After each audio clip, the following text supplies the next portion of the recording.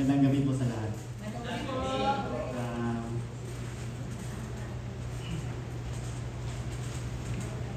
Ako po'y nagpapasalamat dahil sa opportunity na ito po, na ito po'y umpisa ng aking journey to the God. Dalangin na po ako. Father God, Heavenly Father, Lord, thank you for today, Lord. Lord, samahan mo po ako, Panginoon, na maghayag ng iyong banal at makapangyarang salita, Panginoon. Itago mo lamang ako, Panginoon, sa iyong banal na likuran. Ikaw po siyang mangunang mangusap sa kanila, Panginoon. Lord God, dinadakila ka po namin, Panginoon. Patuloy ka po namin sasambahin, Panginoon. Lord God, salamat sa iyong walang humpay na pagmamahal, Panginoon. At sa iyong pagmamahal, Panginoon, binigay mo ang iyong kaisa-isang anak na siyang nagtubos sa aming mga kasalanan, Panginoon. Lord God, ikaw po siyang manguna ngayong gabi ko, Lord. Lord, gabayan niyo po ang bawat isa ng idols, Panginoon, na ito po ay siyang magsilbing unang hakbang, Panginoon, upang lumalim pa ang aming pananampalataya patungo sa iyo, Panginoon. Lord God, I rebuke any tactics of the devil, Lord God, ang mga wanted moments na mangyayari, Panginoon. Kinakansila kong panahon po, Panginoon, sa ngalan ni Jesus na aming Diyos. Amen.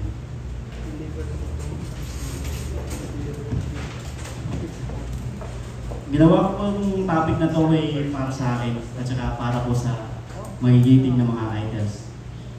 Kasi po una ko pong pinag-aralan ay ang aking sarili. Ang title po ng aking topic is The Righteous Helper. No? Para po sa mga idol, what is a bear weight when we say intensive training? Intensive means thorough, deep, or consistent. Kasi po hindi lang po tayo magiging isang leader, no, emerging leader. Kundi po isa po tayo magiging sa hinaharap ay magiging preacher. Kaya po ang naisip kong title is The Righteous Helper. Kasi po alam ko po ang nakikita ko sa The Man of God in GIL ay nagiging helper o nag-aakay ng isang kapatid. At iyon po ay aking nasumpungan sa inyo po na nag-aakay, no, nagsusulbi, nagbibigay panatag sa loob or nagbibigay kalakasan ng loob. Ito, dala ko po ako sa aking topic verse, which is the Matthew chapter 7 verse 3. Why do you look at the speck of sawdust in your brother's eye and pay no attention to the plank in your own eye? Una-una po, dapat po nating malaman kung paano po natin malilinis ang isang kapatid o paano po natin masasabihin ng isang kapatid na kapatid, nagkamali ka, or kapatid, ituwid mo yung kapatid. Paano mo maitutuwid kung ikaw ay liko? Or paano how can you preach the goodness of God? Or hindi ka naman tagaganap ng salita ng Diyos. Amen po. Hindi po natin, mahirap pong magtuwid ng isang kapatid or maghihirap pong mag-akay ng isang kapatid kung ikaw mismo ay inaakay. Amen po. Kaya po unang-una po, kailangan pong tanggapin natin sa ating sarili or magpalinis tayo sa Diyos. Be cleansed for the forgiveness of our sins. Yan pong unang step. Ang tanggapin mo sa iyong sarili na ikaw ay nagkasala. At ikaw ay hindi naging tapat o ikaw ay kulang kung walang pagsama ng Diyos. Kaya po, ang sabi po sa Acts chapter 2 verse 38, repent and be baptized in every one of you in the name of Jesus Christ for the forgiveness of your sins, and you will receive the gift of the Holy Spirit. Kailangan po repent and be baptized. Ang baptism po is symbolize or prophetic action, yung baptism na the forgiveness of our sins.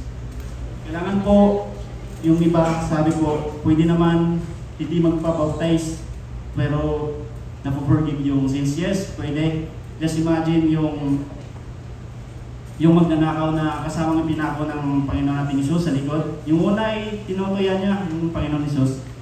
Tsaka later on, they realize na pinatahimik na yung isa. Tumahimik ka. No? Sabi niya, itong taong ito ay nagsasalita ng katotohanan. At nararapat lang sa atin na tayo ipako. Ito ay hindi dapat ipako. At sabi niya, Panginoon Jesus, alalahanin mo ako pagdating mo sa iyong kaharian. At ang sabi ng Panginoon Jesus, ngayon pa lang ay kakasamahin na kita. So in that little action, giving faith, tinatanggap niya si Panginoong Hesus, ay pinatawad siya at kakasamahin siya ng Panginoong Hesus sa langit. At saka po, yung babaeng sabi niya, mahawakan ko lang ang laylayan ng Panginoong Hesus at ako'y gagaling. And yet, nagaling nga siya dahil sa kanyang pananampalataya. At sabi ng Panginoong Hesus, humayo ka, ang iyong kasalanan ay pinatawad na. At saka isa pa po yung babaeng commit ng adultery, yung babatuhin niya sana. Tapos kumuha sa Panginoong Hesus ng isang bato at sinabi niya sa yung bumabato na sana, kung sino mang walang kasalanan o hindi nagkasala siyang unang babato. Diba? At tapos po umalis po, nag-alisan po yung tao. At saka sinabi din niya sa babaeng yun na ang kasalanan mo ay pinatawad na, humayo ka at huwag ka nang magkasala ulit. Yun po ang ibig sabihin na pwede po tayong patawarin. Pero ang kataparan po sa Acts chapter 2 verse 38, ang baptism, kung tinutupad po natin yung nakasusulat dito sa scripture na to, magpapaptize din tayo as a prophetic action. Just like said Jesus Christ na do this in remembrance of me. Na Holy Communion, yung the bread symbolize my body. Do this in remembrance of me. And the grape juice symbolize my blood. Do this in remembrance of me. That po ay isang prophetic action na. Tsaka sa ano po, number 2, deliberately keep on sinning. Ano po ba ang kung sadyang hindi natin tinatanggap o tinatanggihan natin yung salita ng Diyos, no? If we deliberately keep on sinning after we receive the knowledge of the truth, after nating matanggap, after nating marinig ang salita ng Diyos, which is nasusulat sa Bible, deliberately it means sinasadya. Or kapag sadyang matigas ang ulo, sinasadya natin yung pagkakasala, ay no sacrifice for the sin is death. Gusto kong sanang ano na to sa ASND, kasi gusto kong mag-explain sa Bible, kasi po medyo ano po kasi ito eh. Ang sabi po sa ASND, kapag sinasadya natin ang pagkakasala, after natin matanggap ang katotohanan na sa Diyos, tayo po ay wala nang haing kapatawaran sa Diyos. Kapag alam mo na mali, pilit ko pa rin gagawin, yun po ay wala nang haing kapatawaran. Kaya po, sa number 3, how to conquer sins. Una pong gagawin natin, let us draw near to God. Saan po tayo lalapit? Sa Diyos, with a sincere heart, with the full assurance that faith brings. Kaya po, lalapit po tayo sa Diyos. And let us hold unswervingly to the hope we profess. For who promise is faithful. Pag ang Diyos po nag-promise, kanyang mga promise, asahan po natin na yan ay tapat at totoo. And also, and let us consider how we may spur. Spur means encourage one another on toward love and good deeds. Kailangan po i-encourage natin yung nakikita po ang katuparan ng salita ng Diyos. Ito sa 3 ay ang sa man of God and JL na nagtutulungan or nag-i-encourage ng kapatid. And not giving up, meeting together. Kung may kapatiran na sa demonyo, may kapatiran din sa Diyos. Kaya sabi po dito, wag not giving up, wag po natin sukuan ng kapatiran. Kasi po ang kapatiran ang siyang nagsilbi nating paalala or gabay sa ating pananampalataya. Amen po. So, as some are in the habit of doing, but encouraging one another, and all more as you see the day approaching. Kapag po, ginaganap natin ang mga pag-deal sa kapatiran, magiging habit na po natin